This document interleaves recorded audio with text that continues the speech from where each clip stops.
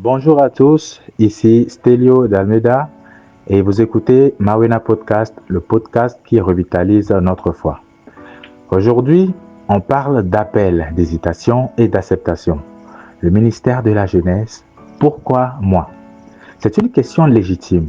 On se sent parfois trop jeune, trop fragile, pas assez formé. On se compare, on doute et on pense que quelqu'un d'autre ferait mieux. Mais la Bible répond clairement.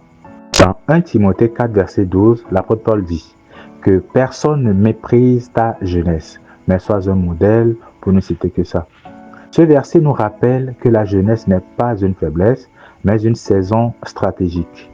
Dieu ne t'appelle pas parce que tu es parfait, mais parce que tu es disponible. Dans 1 Samuel 16, verset 7, Dieu dit « L'homme regarde à ce qui frappe les yeux, mais l'Éternel regarde au cœur. » David était jeune, invisible même, mais Dieu l'a choisi parce qu'il avait vu son cœur. Peut-être que Dieu voit quelque chose en toi que toi-même tu as du mal à voir. Alors, pourquoi toi? Parce que tu connais les défis des jeunes, la pression, les réseaux sociaux, la recherche d'identité, l'anxiété, l'envie de réussir vite. Tu connais leur code, leur langage, leur sensibilité. Et Dieu veut utiliser ce que tu es pour toucher ceux qui te ressemblent.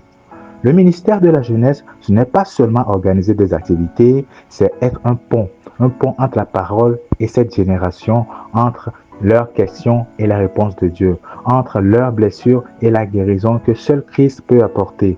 Dans Ésaïe 6, verset 8, Dieu pose une question qui résonne encore aujourd'hui. Qui enverrai-je?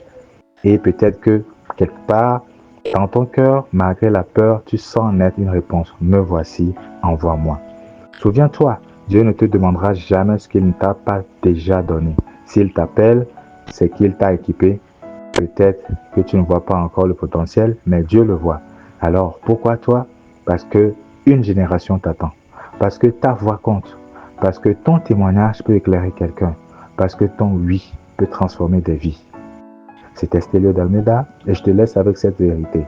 Dieu ne cherche pas des super-héros, il cherche des cœurs prêts à dire oui. Merci d'avoir écouté Mawena Podcast.